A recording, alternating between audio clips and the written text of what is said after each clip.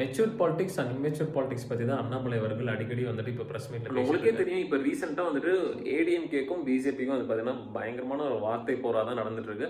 But அதுல மெயினா BJP வந்துட்டு ஏடிஎம்கே ரொம்ப தரைகுறவா தான் பேசிட்டு இருக்காங்கன்றத நான் பாக்குறேன். இப்போ ரீசெண்டா ஒரு பிஜேபியோட பொதுக்கூட்டத்துல பாத்தீங்கன்னா அண்ணாமலை அவர்கள் எடப்பாடி பழனிசாமியை வந்து ஒரு தற்குறி அப்படின்றது வந்து சொல்லியிருப்பாரு.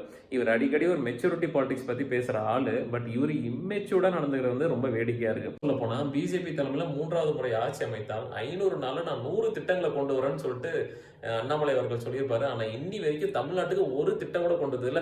இவ்வளவு ஒரே ஒரு வாட்டி மட்டும் போய் ஒரு நிவாரண நிதியை கேட்டு மட்டும் வாங்கிட்டு வந்து கொடுத்திருந்தாருன்னா உண்மையாவே உங்க மேல ஒரு கொஞ்சமாவது நம்ம மரியாதை வந்திருக்கும். 2021 ஏடிஎம்கே கூட கூட்டணி இருந்ததுனால மட்டும்தான் உங்களுக்கு 4 எம்எல்ஏவாவது வந்து இன்னைக்கு சட்டசபையில இருக்காங்க. இல்லைன்னா அந்த எம்எல்ஏ கூட உங்களுக்கு கிடையவே கிடையாது. கூடிய திருமதி தமிழிசை சவுந்தரராஜன் தலைவர்களை விமர்சனம் செய்யறப்ப கொஞ்சம் பார்த்து பக்குவமா விமர்சனம் பண்ணணும் அப்படின்ற ஒரு ஸ்டேட்மெண்ட் சொல்லியிருக்காங்க. பட் அண்ணாமலை அவர்கள் அது கொஞ்சம் கூட வந்துட்டு பொருட்படுத்தாம தான் இருக்காரு. அது இல்லாம சொந்த கட்சியிலே வந்துட்டு ஒற்றுமையே இல்லாம தான் இருக்காங்க. திமுக கூட நாங்க கூட்டணியே வைக்க மாட்டோம் அப்படின்னு வந்து சொல்றாங்க.